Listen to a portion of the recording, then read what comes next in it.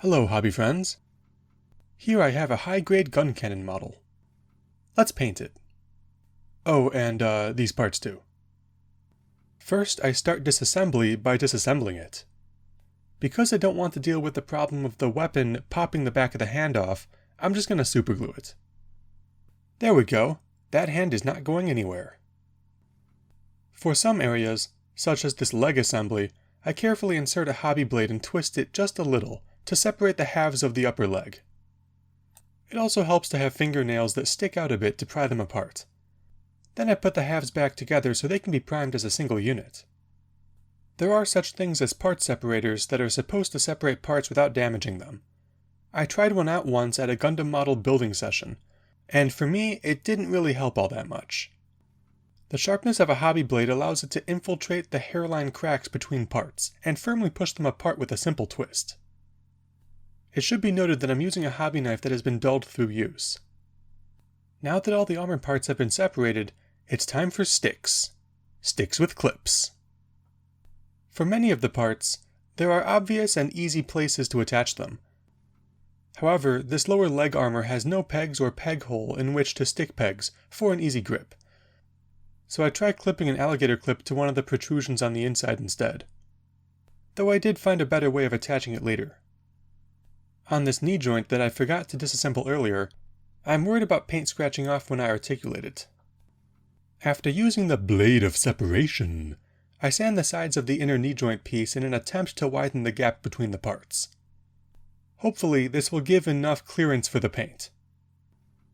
There is a little trapezoid on the joint. I accidentally rounded the edges while cleaning up a massive mold line, so I'm carving it off to restore a flat, smooth surface to the part. These elbow assemblies don't have any significant overhanging geometries, so they should be fine as is. I am leaving each bend of the double joint at a 45-degree angle to try and get some of the paint into the gaps between the parts.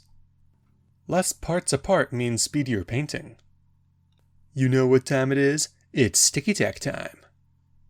I need the tack in order to re-stickyify it. Tearing off a piece, I use it to mount an armor part onto this shish kebab skewer. This is how I prime and paint all of the parts that I can't get onto alligator clips. Or parts I just don't have enough clips for. I mean, what am I, made of clips? I also put a wad of tack onto this exposed hip joint peg. And to keep organized, I stick the yellow part onto the stick with the yellow part. I finish off by mounting the head onto the end of a skewer. Looking good. Here are all the parts before priming. They're stuck into a holder made of cardboard box and duct tape. Super high-end stuff, I know. The white head gets white primer. And pretty much everything else gets a black prime. Oops, I dropped that one. Okay, everything is primed. And I probably should have worn gloves. These are all the paints that I will be using. First, I'm going to apply a layer of gunmetal all over the metallic parts using this brush. However, once I started, I realized that brushstrokes were abound, so I switched to a more uniform brush. I went over the same flat area before the paint had time to start drying, and all the brushstrokes melted away. With this step, there's no need to go slow. My only concern here is whether the paint is evenly distributed across the surface. Here is what one layer of this gunmetal craft paint looks like. I move on to the other parts. Hand brushing a mecha model, even a high-grade model, takes a long time. So I'm going as fast as I reasonably can to squeeze out as much time as possible. On this upper leg section, I'm applying the gunmetal with vertical strokes to try and match the grain of the part. Basically, whenever I hand brush a shiny metallic over a large curved section, I make sure to make the strokes parallel to the rotational axis of the curve. The idea is to hide the brush strokes in the reflections of the part. A few places have exposed plastic where the primer just didn't reach. Some black craft paint is good enough to fix that though. I thought I could get away with the front skirt sections being attached to the waist armor while priming. And while that sort of worked, I'm still going to separate each of the front skirt panels for painting ease. I also pull that wad of sticky tack off the hip. Since I'm hand brushing, I can just avoid it. When I was about to paint the pistons for the cannons, I saw that I accidentally left a mold line. It's better to fix things like this now. Again, I go over the exposed plastic with black craft paint.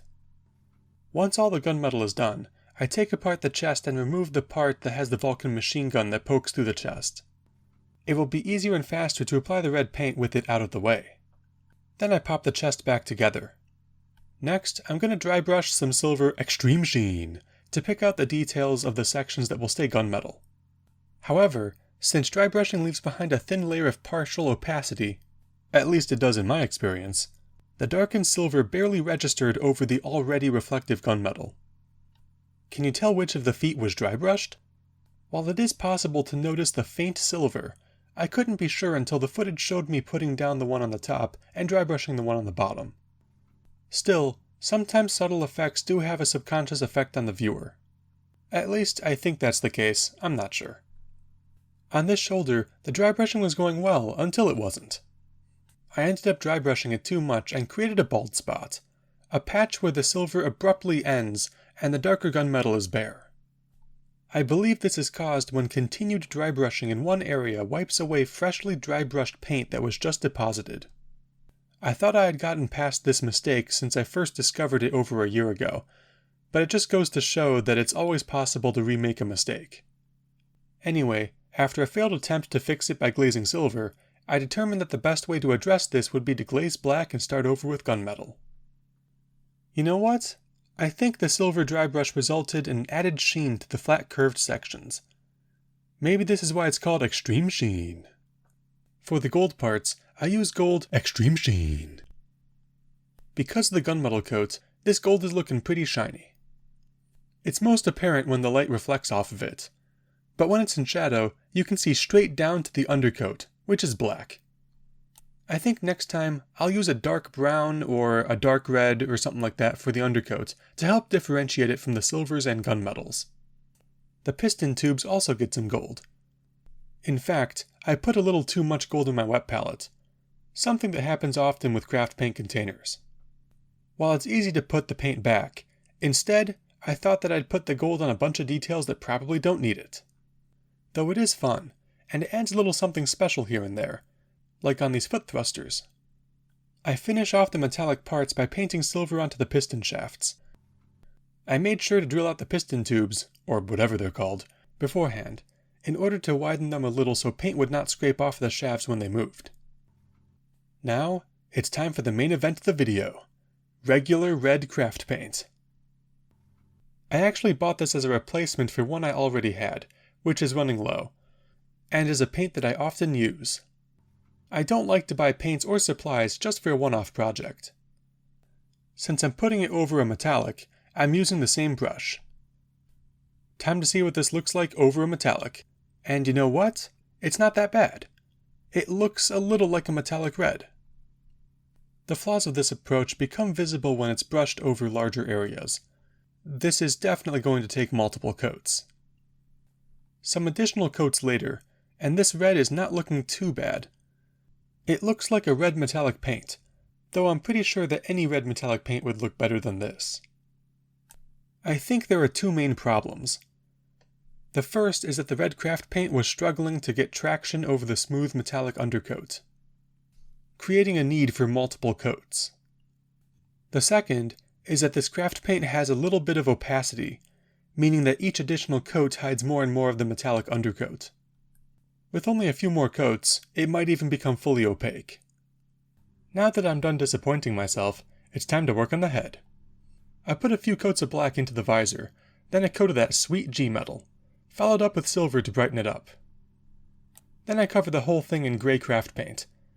It covers pretty poorly, but that's what a second coat is for. Next, I try to dry brush a lighter gray, but it's not showing up all that well. I think it might be too close to the gray base coat in terms of value, so I mixed the lighter gray with white. This almost white color is doing a much better job giving me the quick gradients I was looking for. The last step of the head is to manually layer and glaze highlights with pure white. There is a slight texture due to the craft paint pigments, but I'm totally fine with that. It adds a bit of interest in my opinion, and you can only really see it up close. The final step is to apply a gloss varnish to all of the metallic parts. Basically everything but the head. For this, I'm using Pledge floor polish. I've heard it's the best for gloss finishes. I'm also hoping that it will make my craft paint candy coat look a little less like garbage. So here's the thing. I brought the painted parts to a hobby shop and assembled the model there, so I could show it off. Later that week, I brought it to a game store so I could show it off. Since then, I have misplaced it. And before I took any pictures or recordings of it. Yeah, I'm feeling pretty dumb. I have looked in just about every box, bin, and drawer I own, but I cannot find it anywhere. So here's a composite image made from stills from all the different pieces of footage I have. I do apologize. If and when I find it in the future, I will make a short video and link it in the description of this one. Oh, I do have a recording of installing the piston for the cannon. During assembly, I altered the piston to allow it to be installed after painting. That way, the piston shaft could be painted separately. As a consolation prize, here are 2 painted Gundam models that I have not misplaced. First up is an SD NT1 Alex Gundam. Excluding the missing gun cannon, I have painted 4 Gundam models so far, and this one is probably my favorite. Instead of panel lining it, I opted for dry brushing and manually highlighting. Same as the gun cannon's head, actually. I also freehanded the red triangle with the number 4 on the left shoulder. And here, I have a Strike Gundam from the G-Frame line. I think I found this one at Target. I skipped highlighting the blue sections because I was so burnt out from highlighting all the white. I might go back and work on it, but for now, this is fine. Also, you may have noticed an armor piece is missing from the left forearm. Long story short, I accidentally left that piece in a jar of paint stripping fluid. Anyway, here is a quick montage of it getting painted. I don't remember how I made the blue and didn't feel like color matching it, so I decided to paint it red.